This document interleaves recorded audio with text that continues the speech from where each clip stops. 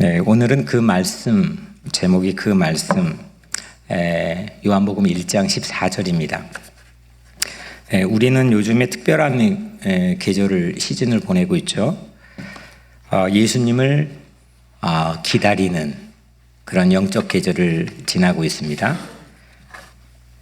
분주함 가운데서 우리는 기다림이라는 걸 놓치기가 쉬운데, 아니면 그 기다림을 덮어버리는 삶의 어떤 그 걱정, 불안, 스트레스 이런 게 덮어버리면 기다림은 옅어지겠죠.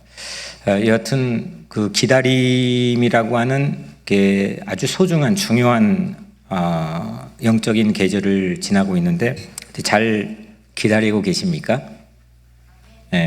얼마 전에 제 새벽 예배 설교에서 소개했던 어린 왕자, 생덱쥐베리의 어린 왕자 한 대사를 제가 인용해 보면 이런 대사의 내용이 우리 안에 일어났으면 좋겠는데, 대사가 이렇습니다. 나를 길들여 주어. 가령 네가 오후 4시에 온다면 난 3시부터 행복해지게 될 거야. 그렇게 기다림으로 내 행복해진 순간으로 나를 너가 가지고 있는 삶의 의미로 길들여 달라는 그런 의미죠. 정말 행복하겠죠? 성탄이 가까워올수록 점점 설레고 우리 마음속이 행복해지는 그런 시간을 여러분들 모두가 보내기를 주의 이름으로 축원합니다. 기독교 첫 번째 새해 첫 달력은 1월 달이 아니죠. 대림절 첫 번째 주일이 교회력으로는 새해 첫 주일입니다. 그거는 세계의 모든 교단, 교회들을 불문하고 동일한 교회력으로 새해를 맞는 의미입니다. 그래서 대림절부터 대강절부터 우리는 이제 새해가 시작된 겁니다. 이런 의미는 모든 새로운 출발은 그 예수님을 기준을 통해서 우리는 시작하는데, 예수님을 기다리며 모든 새로운 출발이 시작해야 된다는 그런 의미를 내포하고 있습니다. 기다리는 것만큼, 기다리는 마음만큼 좋은 출발을 보증하는 것도 없겠죠. 기다리면 좋은 출발이 시작되는 가능성이 많아질 거라고 생각합니다. 기다리는 마음으로 맞이하는 것과 그냥 아무 생각 없이 그냥 마주하는 것과는 큰 차이가 있기 때문입니다. 성탄의 묘미는 저도 어린 시절부터 생각해 보면 기다리는 순간부터 설레고 또 행복해지기 시작하는 그런 특별한 영적인 시즌이라고 생각합니다. 예수님께서는 우리에게 오셨습니다. 그런데 우리와 동일한 사람의 모양으로 오셨고, 특별히 가난한 한 아기의 모습으로 오셨습니다.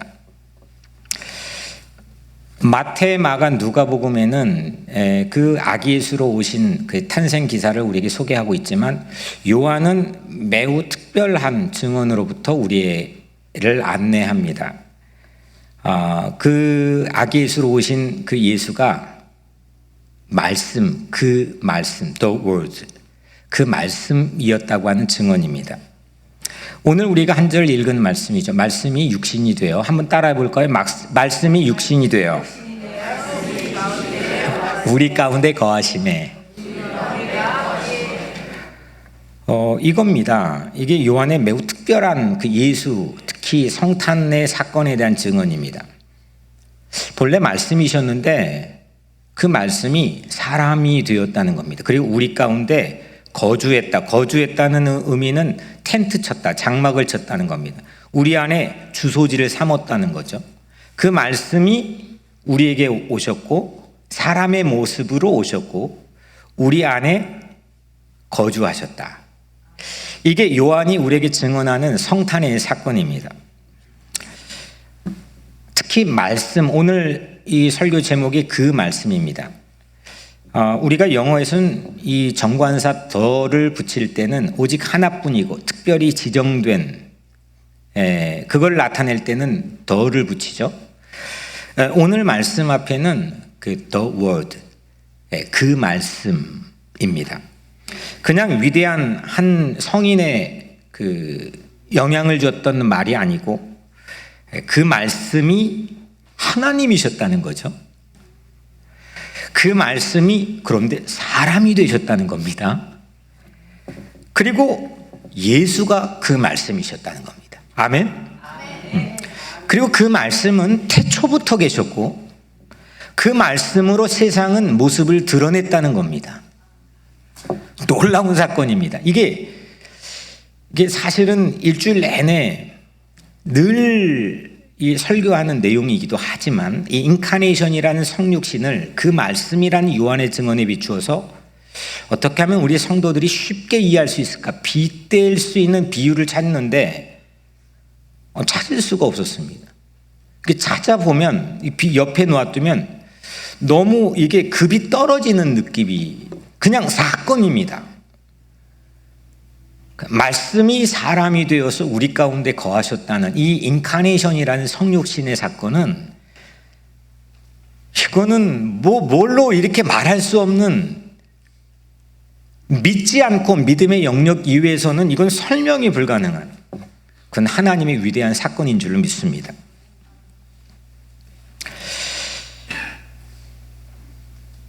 하나님이 말씀을 했는데 세상 만물이 창조되었죠. 1절 오늘 3절 읽진 않았지만 1, 2, 3절을 보면 태초에 말씀이 계시니라 이 말씀이 하나님과 함께 계셨으니 이 말씀은 곧 하나님이시니라. 그가 태초에 하나님과 함께 계셨고 만물이 그로 말미암아 지은 바 되었으니 그 다음 중요합니다. 지은 것이 하나도 그가 없이 된 것이 없느니라. 아멘. 그러니까 그 말씀이 없이 세상에 모습을 드러낸 의미를 갖는 게 출현한 게 없다. 그 말씀의 어떤 절대적 힘을 이 요한은 그러니까 우리에게 오신 아기 예수의 사건을 통해서 증언하고 있습니다. 그리고 그 뒤에 말씀을 보면 6절 7절 말씀 보면 그 말씀 안에는 무엇가 있느냐? 생명이 있습니다. 우리 최석훈 집사님 지난주에 센바 성경 읽기 한 자기의 띠이 생명이라고 했잖아요. 그 안에 그 말씀 안에 생명이 있는 거예요. 그리고 그 생명은 빛을 비추어서 어둠이 이기지를 못합니다. 이게 그 말씀이 가지고 있는 본질이고 오늘 증언을 통해 우리가 듣게 되는 그 말씀의 실체입니다.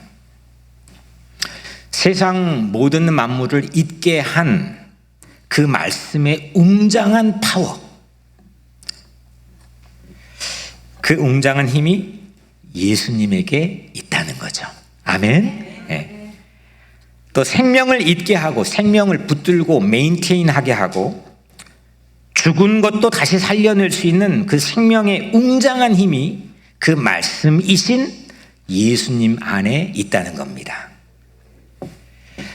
그러면 사람으로 오신 예수님의 가장 큰 삶의 운명은 말씀의 성패에 달려 있는 거죠. 이 말씀이 다 이루기까지 1.1획도 빠트림 없이 하나님이 하신 이 막강한 힘을 가진 말씀이 다 이루어질 때까지 예수님은 모든 걸 쏟았습니다. 모든 자리에 있었고 모든 사람을 만났고 모든 말씀을 해주셨고 결국 십자가에서 다 이루었다고 말씀하셨습니다.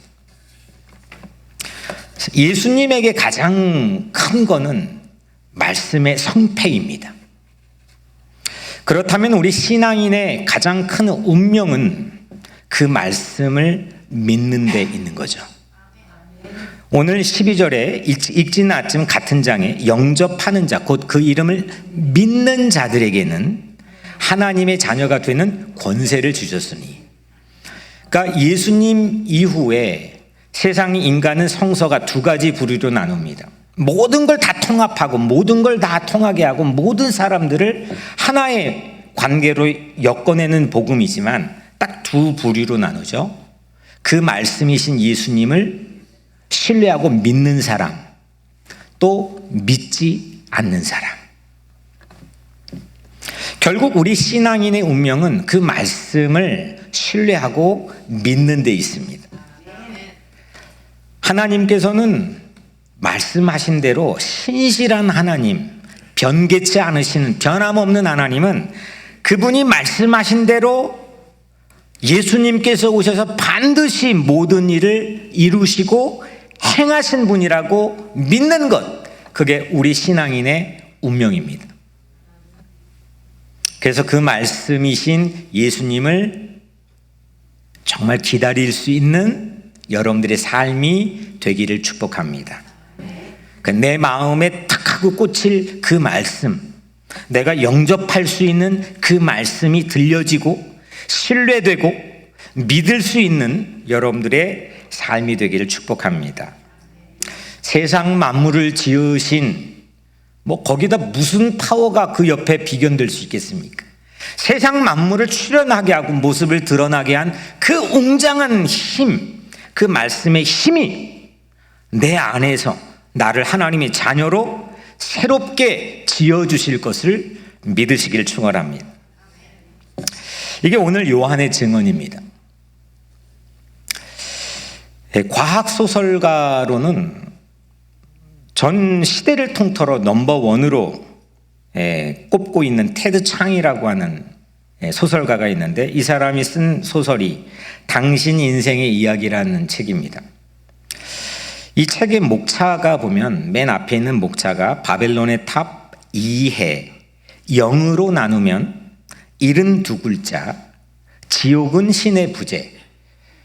그러니까 이게 상당히 성서적인 사건을 가지고 과학을 증명하고 무한한 상상력으로 과학 소설을 쓴 거의 천재적인 그 작가인데, 이 순서대로 진행이 됐는데 저는 이제 챕터 두 번째 이해라고 하는 챕터만 제가 읽어봤습니다. 내용은 이런 겁니다. 느닷없이 지구에 나타나는 외계 생명체로 세계가 발칵 뒤집힙니다. 갑자기 생판 못 보던 외계 생명체가 지구에 찾아왔는데 세계가 난리 납니다. 근데 어떤 현상이 이제 가장 큰 난관에 부딪히냐면, 이 외계 생명체하고 인간이 말이 통해야 되는데 말이 통할까요? 안 통할까요? 말이 안 통하죠. 전혀 이해가 안 되는 겁니다. 무슨 말을 하는지. 그 외계인이 촉수에다가 물감 같은 거를 뿜으면 생소한 문자를 사용하는데 인간들은 전혀 이해불능입니다. 이때 언어학자였던 여주인공이 지구를 대표해서 차출이 되죠. 그 이해라고 하는 챕터에서 이런 장면이 계속 진행이 됩니다. 이 외계 생명체와 그 언어학자 사이에 서로 이해하지 못하는데 그 이해하지 못하는 애절한 시간들이 안타깝게 진행이 됩니다. 물론 뒤에는 서로 이해가 되는, 소통이 되는 그런 장면들이 나오지만, 저는 이 대목을 보면서 하나님과 우리 사이에 과연 어떻게 이해하고 있는가? 이해할 수 있는가?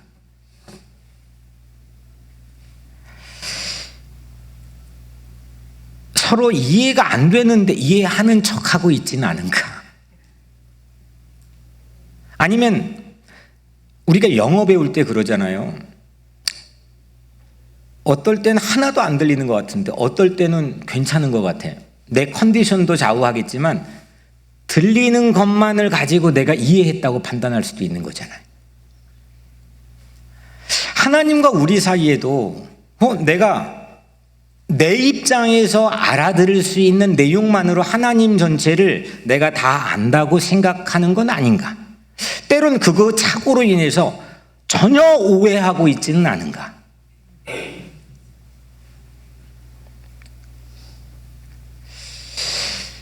그 소설의 대목에서 이제 그런 그 질문들이 오버랩이 되었습니다. 물론 하나님은 너무 감사하게도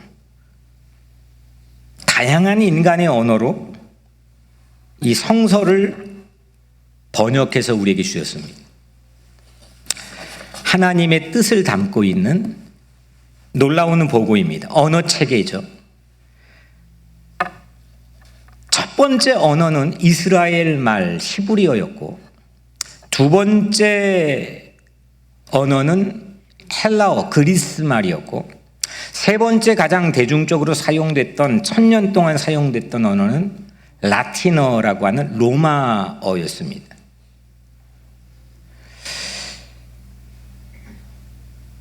그런데 그 1000년 동안 사제들, 성직자들만 읽고 이해할 수 있는 라틴어로 성서를 성직자만 해석하고 일반 사람들은 읽지도 못하고 알아듣지도 못하는 겁니다.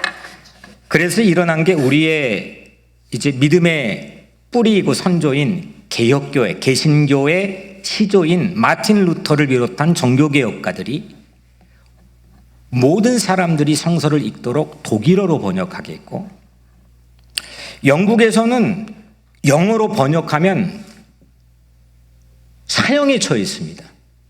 그런 혹독한 시련의 과정을 거쳐서 체코 프라하와 영국에서 영어로 번역해가지고 오늘 우리가 영어로도 읽게 되고, 우리 조선반도 땅에 처음 기독교가 전래돼서 요한복음의 쪽복음을 한국말로 번역했는데 순교를 당합니다. 이런 과정을 거쳐서 우린 다양한 언어로 하나님의 뜻을 가장 권위 있게 담고 있는 이 경전인 성경을 우리 손에 가지고 있습니다.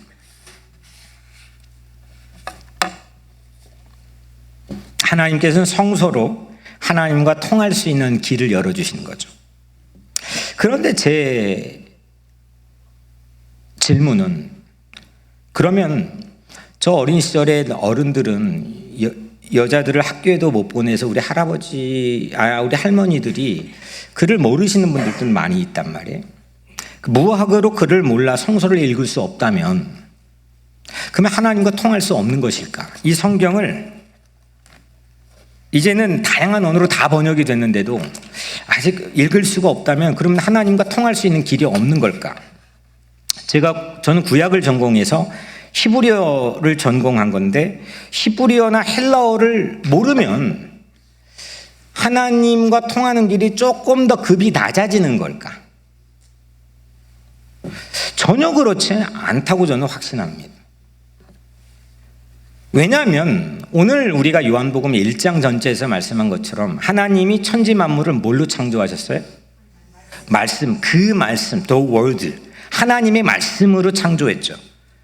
그 말씀 안에 담겨 있는 하나님의 뜻, 그 뜻이 이 창조된 천지 만물에 전부 깃들어 있다는 거죠.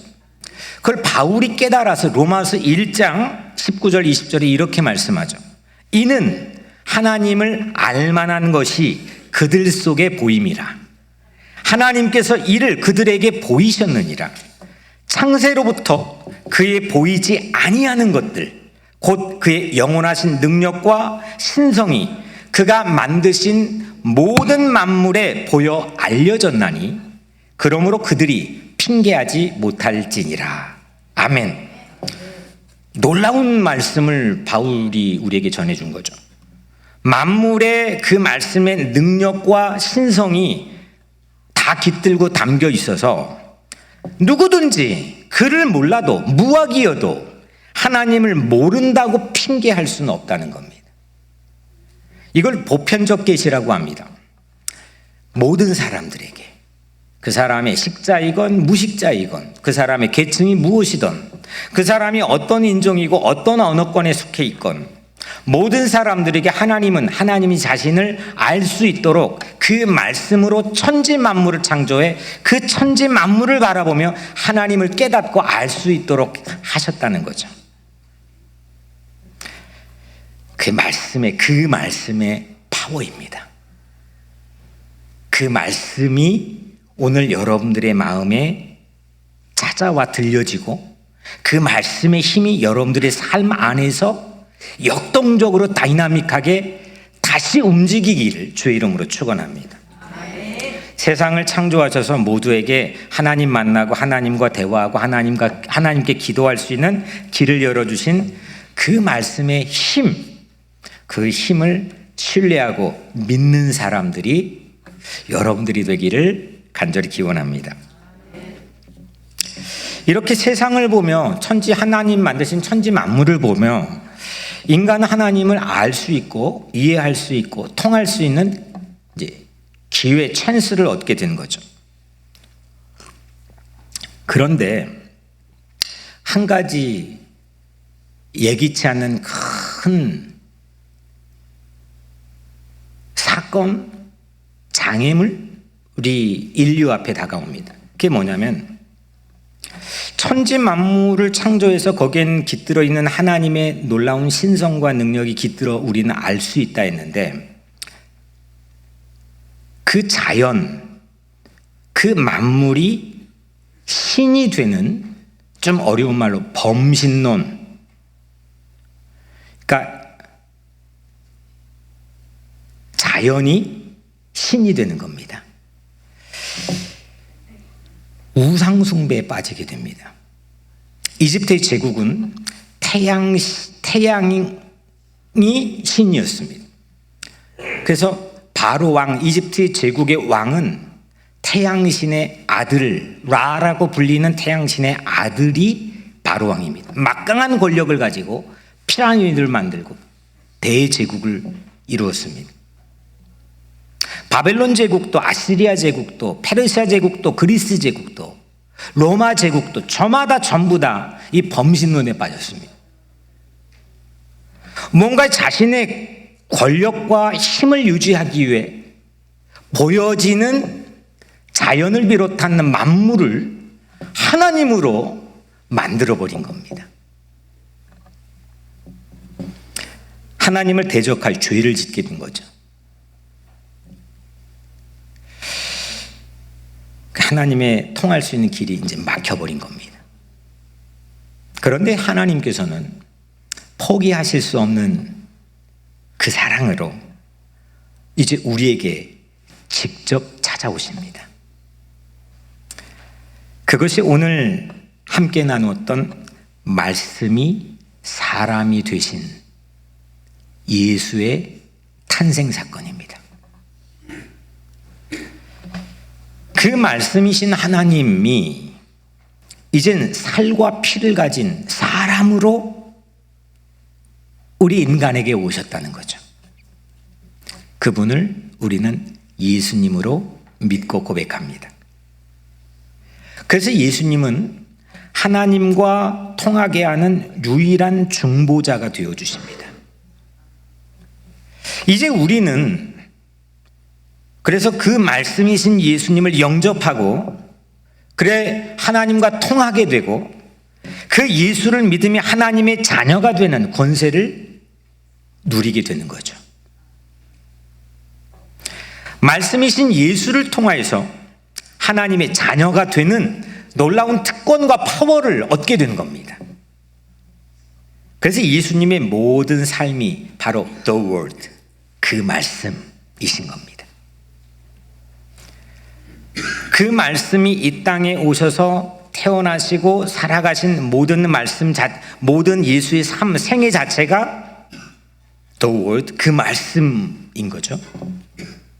낮고 낮은 이 땅에 태어나신 것도 낮은 모습으로 공생의 삶을, 공적생의 삶을 사신 것도 가장 비참하고 비루한 낮은 십자가를 짊어지고 죽으신 것도 다시 사신 것도 우리를 죄에서 구원하시려는 그 말씀의 사건인 거죠. 우리 교회 그 유럽의 미국 이제 맨하탄도 가보면 지금도 그렇지만 그 서구 구라파 교회들, 유럽 교회들 가면 교회의 가장 높은 곳에 위치한 게 뭔지 아십니까? 설교대입니다.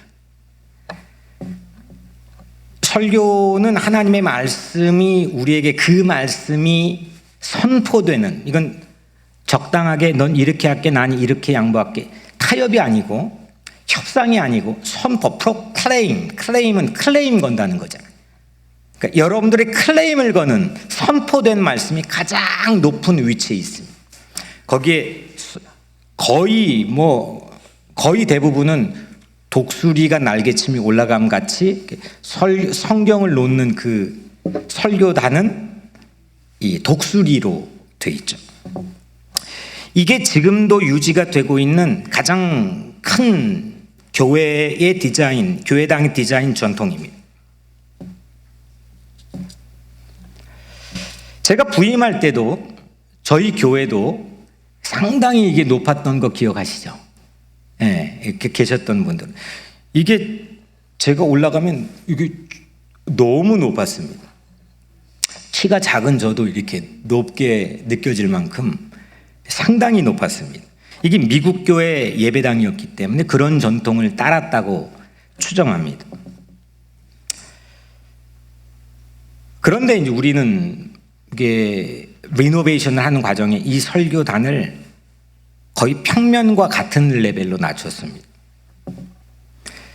이 의미는 바로 성육신의 영성을 살려서 이 강단을 우리 가장 낮고 낮은 이 땅에 우리를 구원하시기 오신 그 말씀이신 예수를 따르고 그 예수를 닮고 그 예수와 함께 동행하는 의미로 이걸 확 낮췄습니다. 제가 좀 키가 작아서 이 보조단을 여기다가 이제 놓고 사용하긴 하지만 사람이 되신 그 말씀, 이걸 실제적으로 가장 우리 시각적으로 교회 안에서 보여지는 구조를 바꾼 거죠. 또 우리 교회 이 십자가의 독특함은 이 안에 빛으로 채워진 의미도 있지만 거의 제가 본 십자가는 전부 땅에서 띄워져 있습니다. 십자가에 매달리는 그런 의미를 구현한 거겠죠. 그런데 이 십자가를 바닥에 닿도록 디자인 부탁을 기획했습니다. 이것 또한 이 땅에 십자가를 짊어져 낮고 낮은 이 자리에 실제 그 말씀이 오신 사건을 우리가 닮고 따르고 그분과 동행하고 우리 삶에 적용하고 그런 의미로 이 십자가도 바닥에 닿도록 디자인을 했습니다. 그 말씀은 세상 천지 만물을 창조하고 우리 안에 찾아와서 우리를 내적으로 영적으로 외적으로 구원하는 전인적 구원을 이루는 놀라운 힘도 가지고 있지만 그 말씀의 놀라운 힘은 가장 낮은 곳으로 임하여서 이루어진 줄로 믿습니다. 예수님의 생애와 말씀은 이렇게 가장 낮은 자리에 그 말씀의 사건, The Word의 사건으로 우리에게 찾아오신 거예요. 그런데 그 말씀이 당시 모든 유대인들의 고정관념을 깨트렸는데 그 유대인들은 예수님이 너무 낯설었습니다. 지금까지도 자기들에게 가장 먼저 왔고 자기들의 언어로 찾아와 누구보다 그분을 알아볼 좋은 위치를 선점할 기회를 제공했는데도 지금까지도 가장 받아들이지를 못하는 거죠. 낯설었습니다. 그리고 당황스러웠습니다. 예수가 너무 당황스러웠습니다. 받아들이기가 결코 쉽지 않았습니다. 결국 예수님을 죽이게 됩니다. 사람이 된 그 말씀이신 예수는 그 말씀이 무엇이었길래 유대인들이 그렇게 반발했을까요? 신약 성경은 그걸 받아들여서 그 말씀을 받아들여 그 말씀의 사건이 일어난 예수 사건을 한 축으로 우리에게 소개하고 있지만 또 놓치지 않고 끝까지 붙들고 우리에게 소개하고 감추지 않는 스포트라이트를 비춘 장면은 그 말씀 앞에 낯설고 당황하고 심지어는 거절하는 그런 줄기를 이 성경은 우리에게 공개하고 있습니다. 왜 그랬을까요? 그 말씀에 왜 어떤 내용이었길래 그들이 반발했을까요? 예수님의 생애, 예수님의 삶 또는 그 말씀이 과연 어떤 것이었길래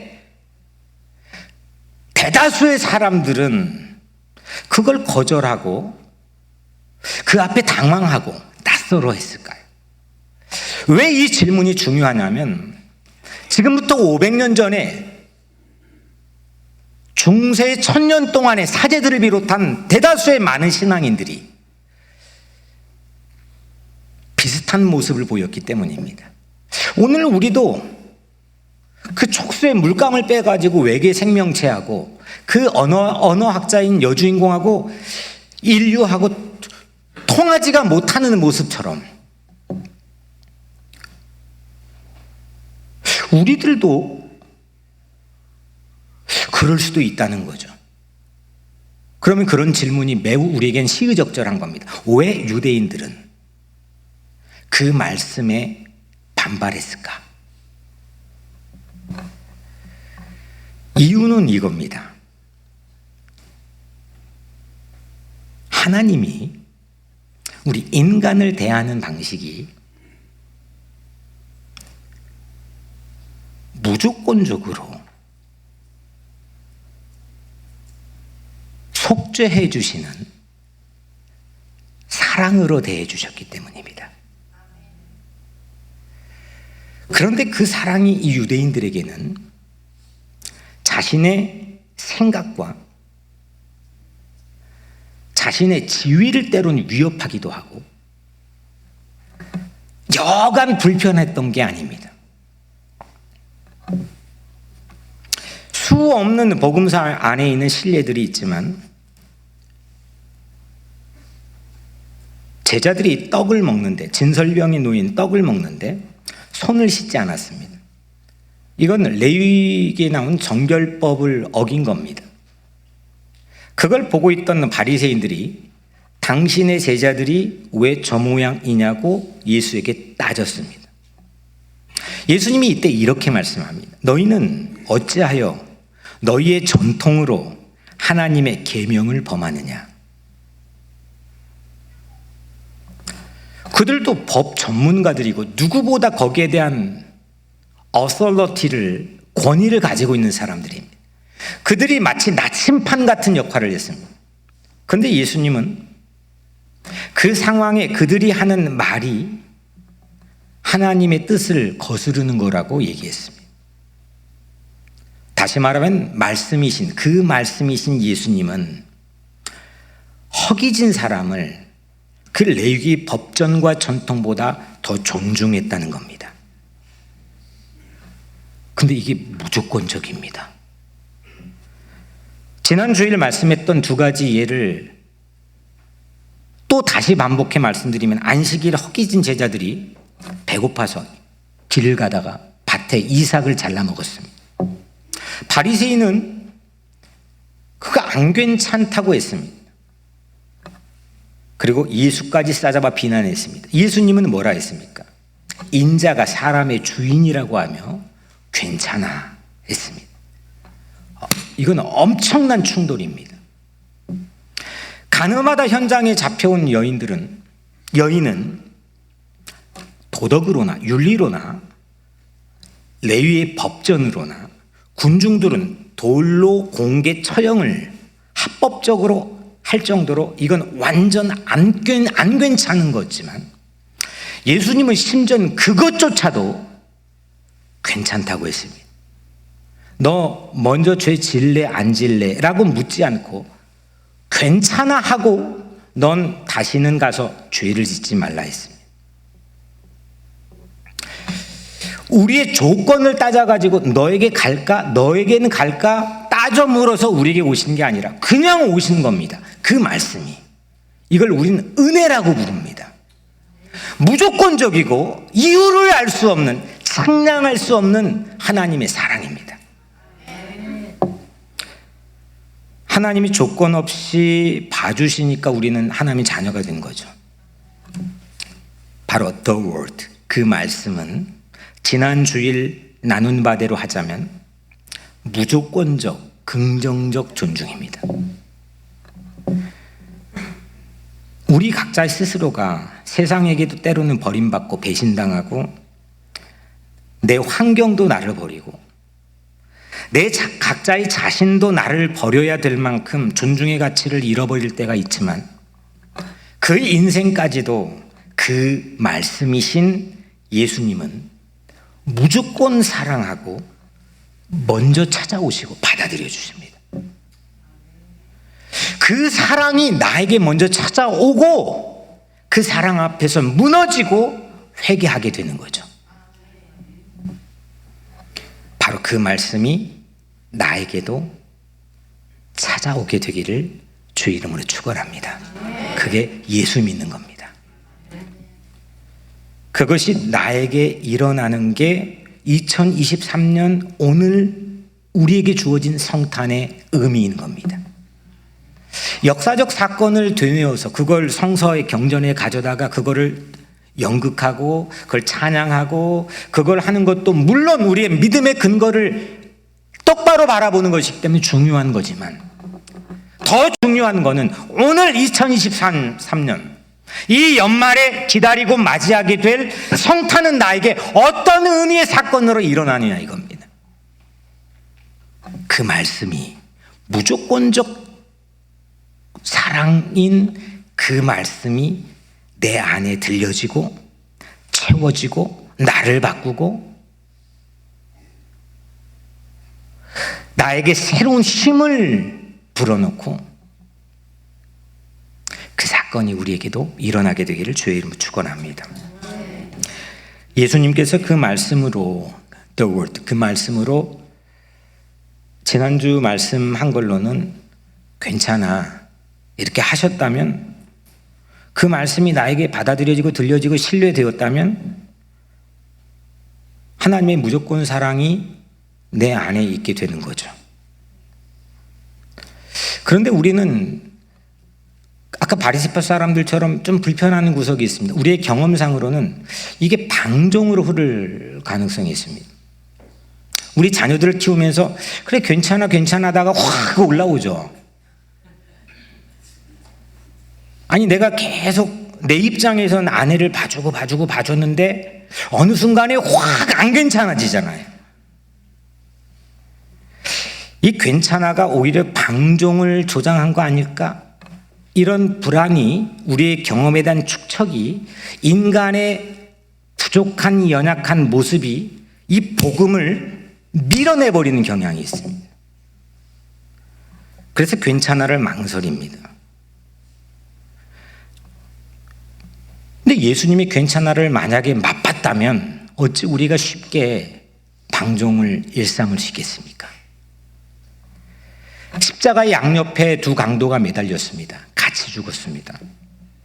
근데 그 중에 하나는 막판에 낙원을 허락받았습니다.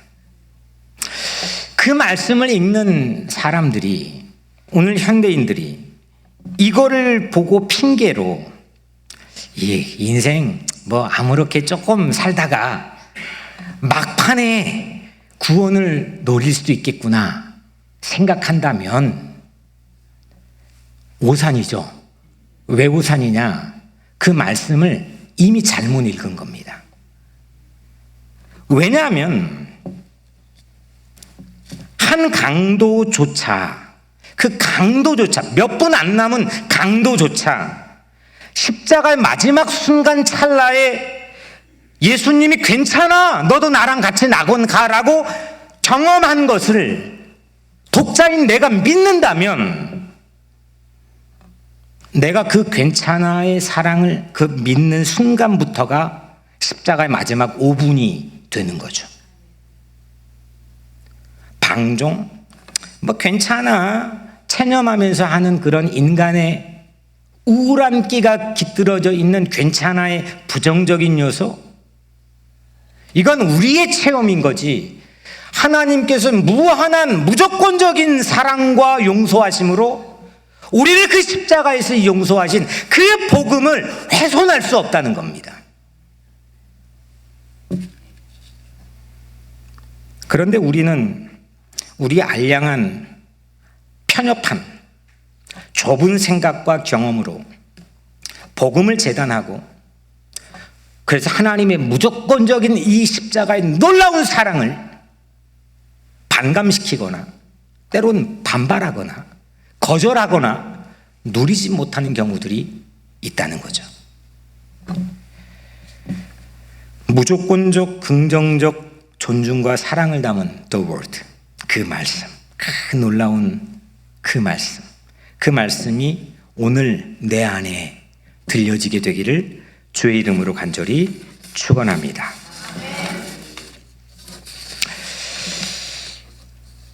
그 말씀이 사람이 된 것은 그 말씀이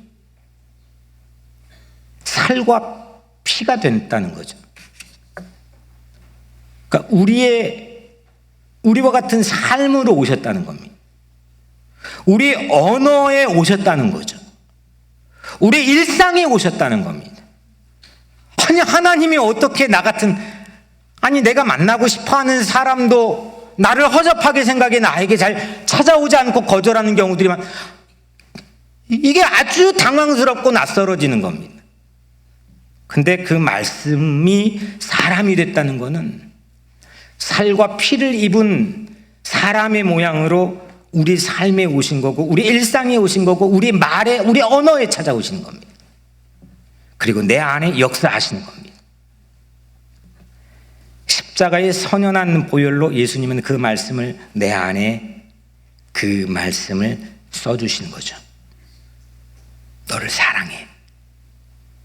괜찮아. 용서할게. 회복할게. 구원할게. 그 말씀이 내 안에 모든 옛 것들을 다 죽이게 하고 예수와 더불어 새롭게 거듭 태어나게 하는 그런 놀라운 체험이, 사건이, 역사가 오늘 모든 신앙인들에게 일어나게 되기를 주의 이름으로 축원합니다. 여러분, 사랑하는 여러분, 그 말씀 The Word는 만물에 새겨져서 하나님을 알게 했습니다. 보편적 사랑입니다. 그 말씀은 예수님으로 낮고 낮은 자리인 우리의 죄인 자리까지 오셨고, 그 무조건적인 십자가의 사랑으로 나를 구원하신 줄로 믿습니다. 그 말씀의 힘과 능력을 믿으시길 바랍니다. 그 말씀이 내 안에서도, 나의 말에서도, 내가 죽고 다시 그 말씀과 함께 더불어 태어나는 그런 진짜 성탄, 참다운 성탄이 나의 삶과 내 가정과 우리 교회 안에, 이 사회 안에 일어나게 되기를 주의 이름으로 간절히 축원합니다. 그런 성탄을 믿음으로 설레며 기다리는 여러분들이 되기를 주의 이름으로 간절히 축원합니다. 기도하겠습니다.